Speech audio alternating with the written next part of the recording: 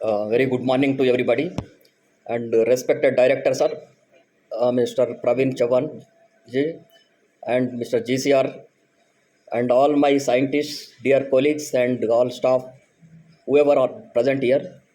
Very good morning to all. First of all, I wish you all for this 76th Independence Day of India for coming and joining our flag hoisting and attending our programs. And once again, welcome back. In this connection, I will thank you for inviting me and giving me this opportunity for speaking in front of you. And we will memorize our Independence Day uh, in 1947 when we on 15th August midnight we got freedom. And before that, last lot of developments took place. And generally on 15th August we remember our historical events that happened in our country during our freedom struggle and before that. I briefly memorize all those some of the events which I recollect. And basically India was a prosperous country before these European colonizers invaded India, and they came as traders, not as conquerors or invaders. But before Mughals and others came, they settled in India and they mingled with us and they settled here. They developed India. But the Europeans colonizers were different. They have come with different motive. They have come for trading with us because India was prosperous for in terms of muslin clothes, spices, and other things. They were not available in Europe. And in 16th, 15th century itself, 16th century itself, Europeans came. And before that, Britishers came in around 1600 AD. At that time, Mughal Emperor Jahangir was there at Delhi.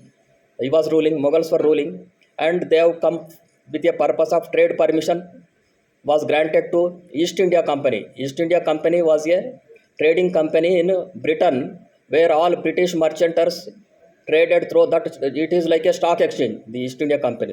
They have got permission and they were trading in India. And much before that, Vasco da Gama came to Goa. Portuguese people came in 13th century, 14th itself. And they have confined to Goa and Dadra Nagar Haveli itself. But afterwards, the Britishers came in 1600 AD and East India Company was established and they were trading with India, and they have made many settlements and for trading purpose. And they were trading, the trading company became later, they became very powerful, and their army support was given by British government because East India Company's army strength was more than the British army strength in England. They were having a large contingent of army in India, and they were making agreements, treaties with local princely states, and they were trading, and they were getting some concessions from princes, local princes, and they were indulging in local conflicts between various principalities. And subsequently, in 1715, somebody was mentioned about Plassey War. Plassey War in 1757 it occurred. Before that, from 1600 onwards, up to 1715, they were trading company only. In 1757, Plassey War occurred. That was the turning point.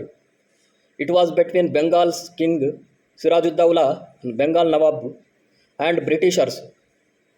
Britishers conquered Sirajuddaulah. Sirajuddaulah was supported by French armies.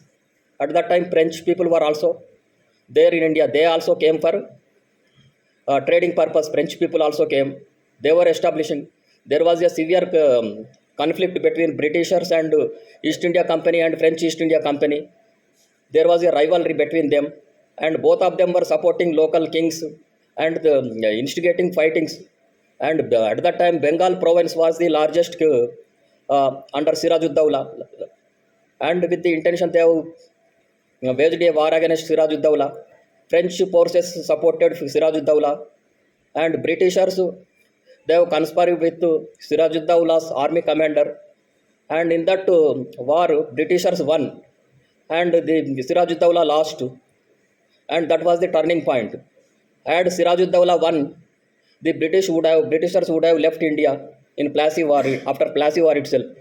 But because the French troops were lost and the French people left India. Otherwise, in Plassey War, if French armies had won, we would have under French control. We would have learned French instead of English. Now we are speaking in English and learning, and because of this colonialism, whether there are maybe many plus points or minus points, we all have learned English, and our people settled in many countries. There, our NRIs there, other countries. Portuguese Prime Minister is Indian only. Ireland Prime Minister is Indian only. Indian origin person. That means not. I mean, and British Prime Minister, that contestant is also from Indian origin person. US Vice President is Indian origin person, and because of this some of the effects in many countries like Mauritius, Fiji Islands, Indians they during British time they went there as workers, and they have got to politically they have got prominence, and they were ruling at that time in many countries. These are some of the positive effects that I want to mention. Because this Plassey War was the turning point. Otherwise, we would have been in under French rule instead of British rule. And after Plassey War, the Britishers directly started collecting revenue from Bengal province. And afterwards, French people were only pushed to Pondicherry region only. And many Carnatic wars were also fought with this Mysore kings. And subsequently, they have acquired all the territories under their control. Punjab province, this Madras region, and they have defeated Marathas also, Maharashtra region. All these territories they have brought under their control, and they were ruling. And in 1750, another development took place in 1857. The Sipahi mutinies, because Britishers, East India companies, they have engaged many Indians in their armies. They have created Mahar regiment, Madras regiment, and the Punjab regiment, Sikh regiment, Jat regiment, Rajput regiment, all regiments they have created, Britishers created, and this during East India Company period, and they were fighting with our own soldiers on our kings, and they have acquired very vast territory, and they were ruling. But because of their policies, divide and rule policy between Hindus and Muslims, there was a conflict, and the Sipahis revolted in 1857. Sipahi mutiny took place, and that also they were able to suppress it using our own forces. Our those who have revolted, they have been suppressed, and finally after 1857, 1858, British government directly taken power into their hands. Earlier, the East India Company was ruling, and now 1858 onwards, the British government from London they were directly started ruling our country. 1858 onwards, and until 1858 onwards, many freedom struggles took place, and by that time, English education was promoted. Urban middle class English educated person they used to go to London, and they used to study in many courses like law, and they have become lawyers, teachers, and they were leading the freedom struggle in India. Many were lawyers were, and at that time there was no earlier there was no entry for the Indians into civil services. Only British officers used to come, and subsequently after many persuasions, Indians were also permitted to enter into civil services. Like the Subhash Chandra Bose and many other such people, they have entered into civil services, but subsequently they have resigned, and they entered into freedom struggle. And the freedom struggle and turned in the 1915, Mahatma Gandhi came. That was also another turning point in India's freedom struggle. Before that, only Balaganga Tilak, Bipin Chandrapal, such people were fighting. They were led Swadeshi movement, Home Rule movement. Such activities were taken place. And when Mahatma Gandhi came from South Africa in 1915, that was a turning point. And the third phase of national movement started in 1917 onwards. Mahatma Gandhi led the freedom struggle, actual freedom struggle, and his principle was non-violence and satyagraha. Non-violence, and nobody should resort to violence, because he understood that Britishers were more powerful. They were having armies and weapons, and Indians are nowhere to fight with them. He understood. He took the policy of non-violence and satyagraha. Satyagraha, you mean that fasting. That is the method of his struggle. And he took many agitations. Champaran, he started with Champaran struggle in Bihar, and he led many activities.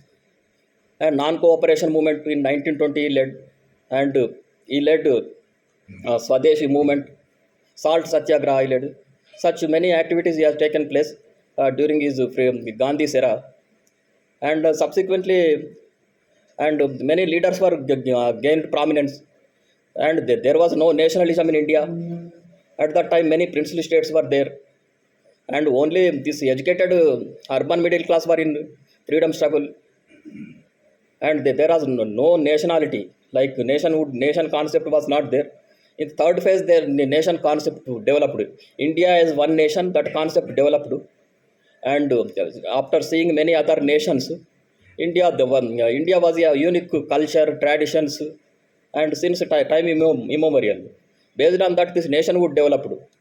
And Muhammad Ali Jinnah, British Muslims were also supporting the one nation theory. They were earlier beginning, all communists, socialists, all were in a Congress party only. Only they have proposed only one nation theory, as India as one nation. But subsequently, and there was a deviation from one nation concept. Muhammad Ali Jinnah took proposed two nation theory.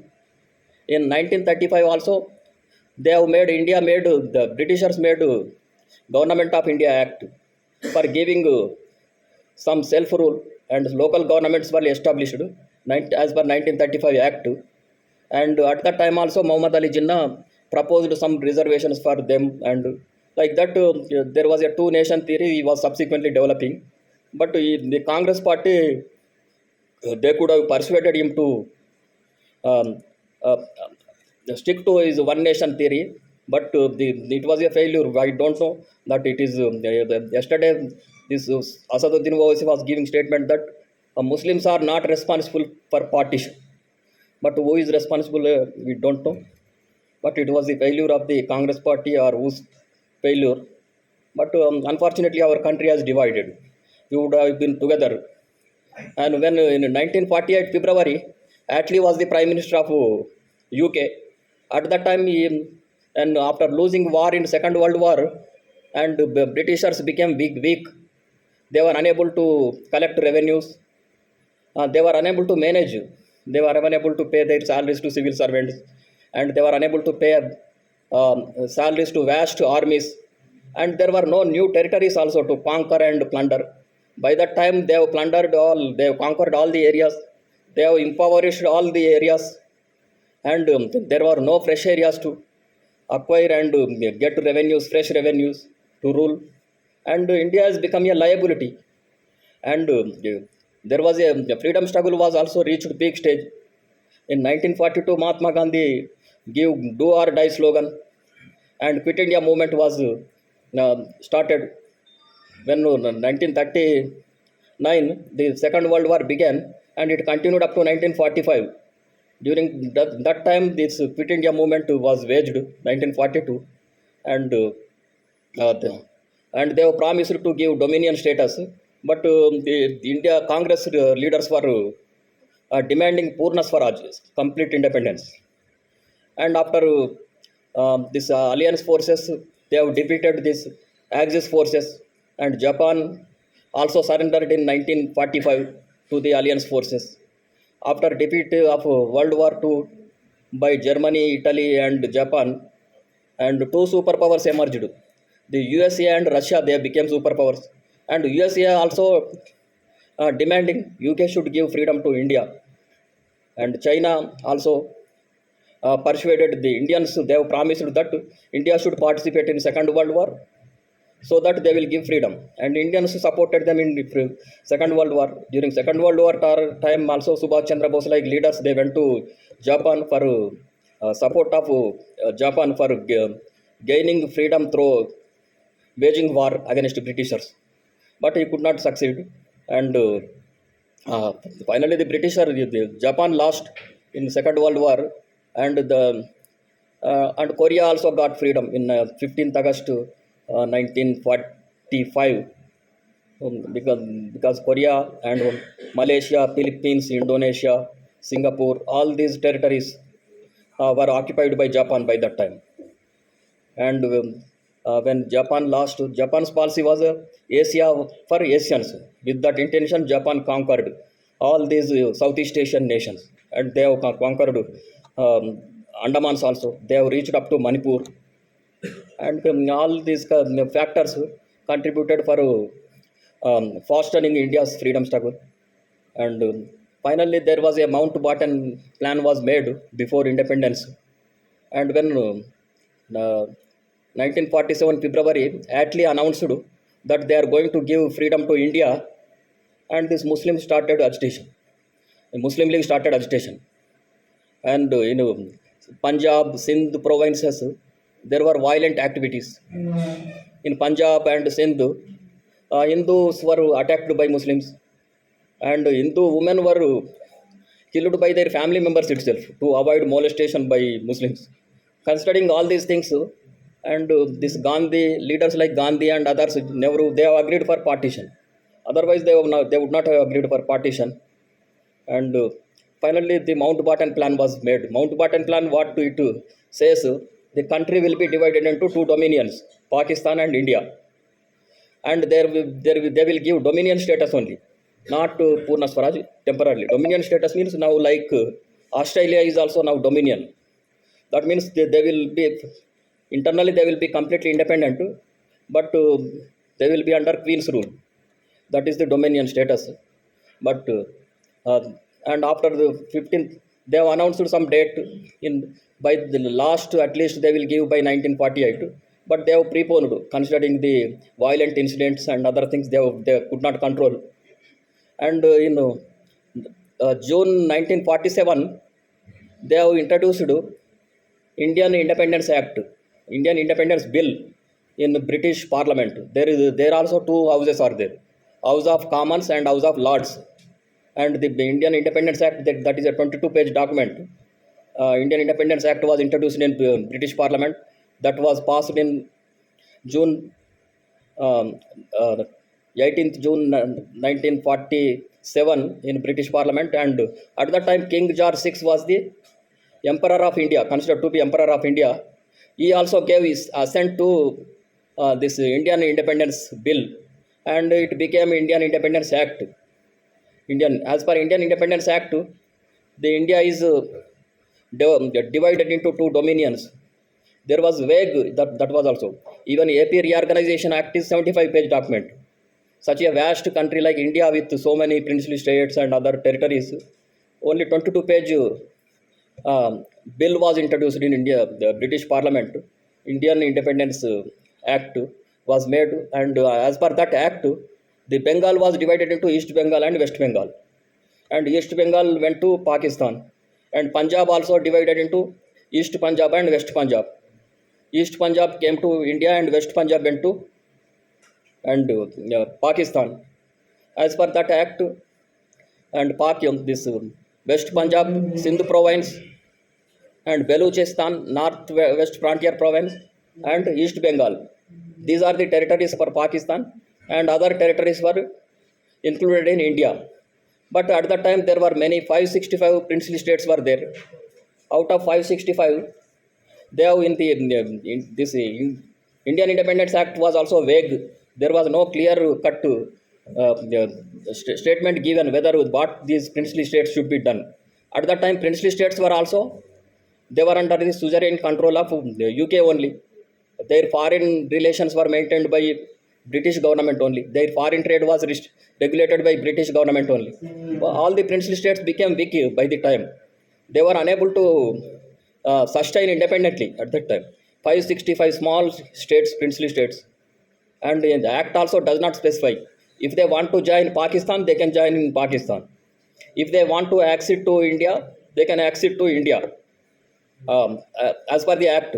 But out of 565 princely states, 550 princely states subsequently joined Indian government. Only 15 states, which are geographically contiguous with Pakistan, and they have joined Pakistan. And only three or four states were not willing to accede to either Pakistan or India. They were Jammu Kashmir who want to remain independent only in 1947 when India became independence, and this in the Nizam state in Hyderabad state also, they want to Nizam want to either merge with Pakistan or want to remain independent. And there was another princely state, this Junagadh state in Gujarat.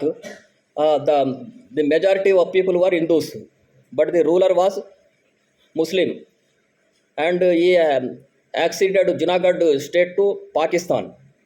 But the people revolted, and Junagadh prince he ran away to Pakistan, and Junagadh Diwan asked Indian government to rule Junagadh, and there was referendum was conducted, and people voted for Indian, and subsequently Junagadh state was acceded to India, and subsequently in 1948, after military intervention, Hyderabad state also merged with India, and Jammu Kashmir up to October 1947, and this, at that time King Hindu ruler was there in Jammu Kashmir.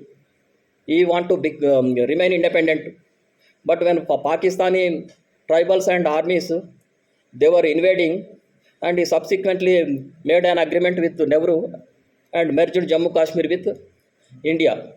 But by that time, most of the territories were occupied by Pakistan, and so this was the basic history. And now we are in a shape. Somebody was telling that we have a united territory, and that was the background of Indian Independence Act.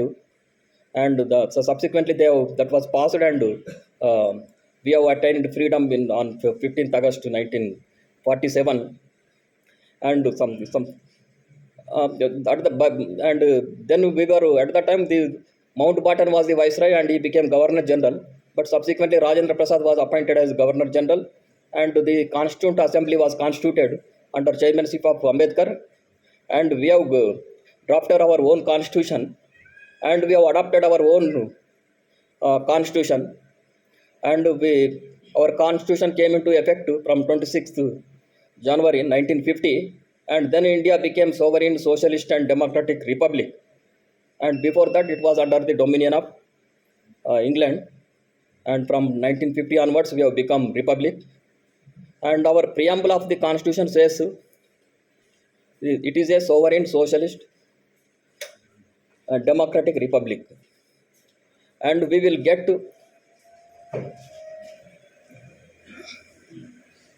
from the freedom of equality.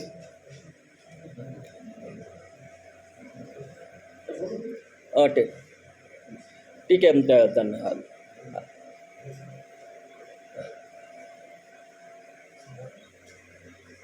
ठीक है, I will conclude. Thank you for giving this opportunity. Again, once again, I wish you all the best for the uh,